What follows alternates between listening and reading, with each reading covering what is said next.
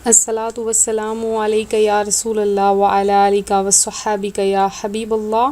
الصلاۃ والسلام علیک یا نبی اللہ وعلی آلک وصحابک یا نور اللہ۔ بسم اللہ الرحمن الرحیم۔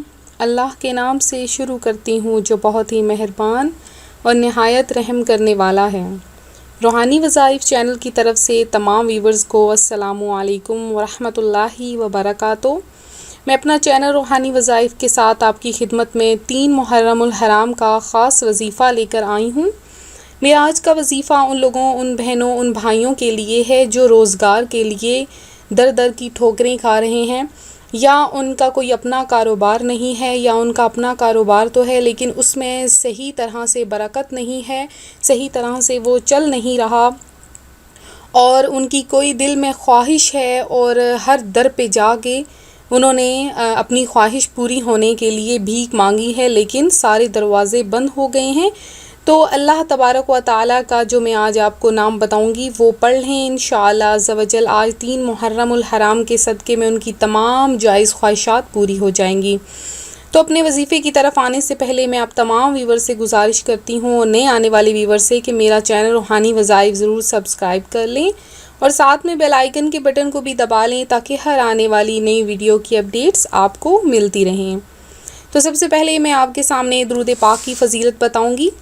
سب سے پہلے میں آپ کو یہ بتاؤں گی کہ آپ کو جب دینی بات بتائی جائے، دینی کوئی بھی علم بتایا جائے تو آپ گھبرایا نہ کریں، نہ ہی ویڈیو کو آگے کیا کریں، آپ لوگ غور سے سنا کریں، کیونکہ یہ بھی آیا ہے حدیث مبارکہ میں کہ عالم دین کی صحبت میں بیٹھنا یا علم حاصل کرنا 1000 رکعت نفل پڑھنے سے بھی بہتر ہے۔ تو آپ لوگ ایک ایک لفظ سنا کریں، غور کیا کریں اور اپنے علم میں بھی اضافہ کیا کریں۔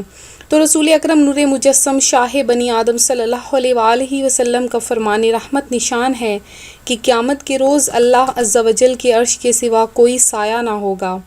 3 شخص اللہ عز و جل کے عرش کے سائے میں ہوں گے۔ عرض کی گئی یا رسول اللہ صلی اللہ علیہ وآلہ وسلم وہ کون لوگ ہوں گے؟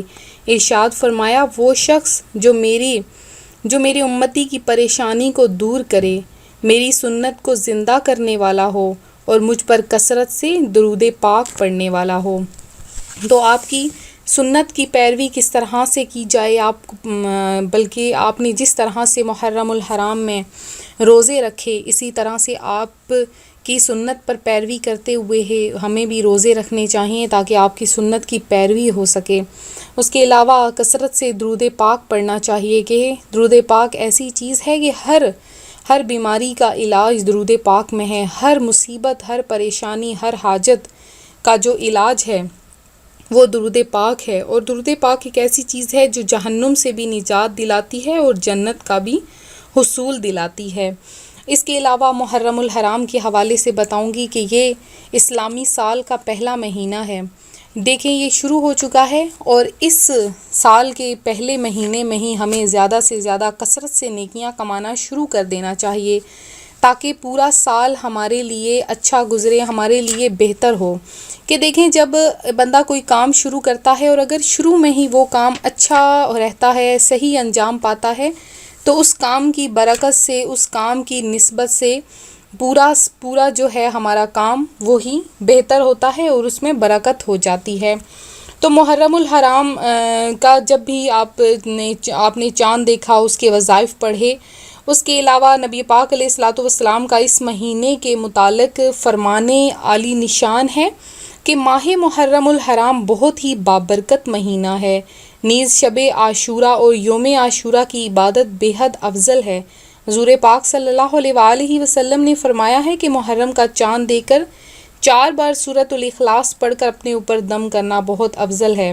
اس کے علاوہ اس کی جو تیسری محرم کی شب ہے یعنی رات، اس میں اس کا یہ وظیفہ ہے کہ بعد نماز عشاء 8 رکعت نماز 4 سلام کے ساتھ پڑھے۔ 8 رکعت یعنی 2 کر کے پڑھنا ہے تو 4 سلام کے ساتھ ہو جائے گا۔ اس کے بعد ہر رکعت میں سورہ فاتحہ یعنی الحمدللہ رب العالمین کے بعد سورہ اخلاص یعنی قل هو اللہ احد، اس کو 11 مرتبہ پڑھیں۔ انشاءاللہ عز و جل اس نماز کی برکت سے روز قیامت اللہ تعالیٰ اس نماز پڑھنے والے اور اس کے گھر والوں کی شفاعت فرما دیتا ہے۔ دیکھیں کس قدر بابرکت یہ، کس قدر رحمت والے یہ نوافل ہیں۔ اس کے علاوہ 3 محرم الحرام کو رات کو عشاء کی نماز کے بعد ماہ محرم میں 4 رکعت نماز 2 سلام کے ساتھ پڑھے، اور سورہ فاتحہ کے بعد ہر رکعت میں سورہ اخلاص 11 مرتبہ پڑھنی ہے، اور بعد سلام کے یہ دعا 11 مرتبہ پڑھنی ہے، سبوح قدوس ربنا ورب الملائکۃ والروح۔ تو اس نماز کے پڑھنے سے بے شمار عبادات کا ثواب عطا کیا جاتا ہے۔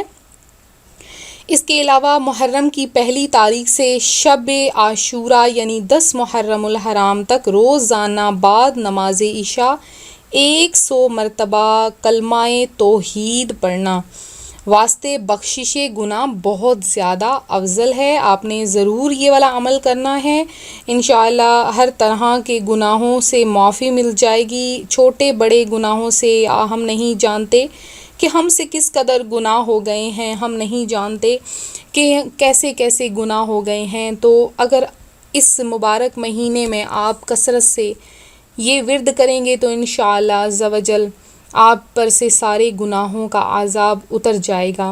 اس کے علاوہ جو شخص یہ چاہتا ہے کہ اس کی مزید بخشش ہو جائے اور اس کی قبر روشن ہو جائے اور قبر کے عذاب سے وہ بھی محفوظ رہے اور اس کے گھر والے بھی محفوظ رہیں اور بروز حشر اسے مغفرت عطا ہو، تو وہ یہ صرف 8 رکعت نفل کس طرح سے پڑھ لے کہ ہر رکعت میں سورہ فاتحہ کے بعد سورہ اخلاص 25 مرتبہ پڑھ لیں، اور سلام کے بعد درود پاک 70 مرتبہ، استغفار 70 مرتبہ پڑھ کر دعائے مغفرت کریں۔ انشاءاللہ عز و جل ان کی قبر بھی روشن ہو جائے گی اور ہر قسم کی برکتیں اور رحمتیں نازل ہوں گی۔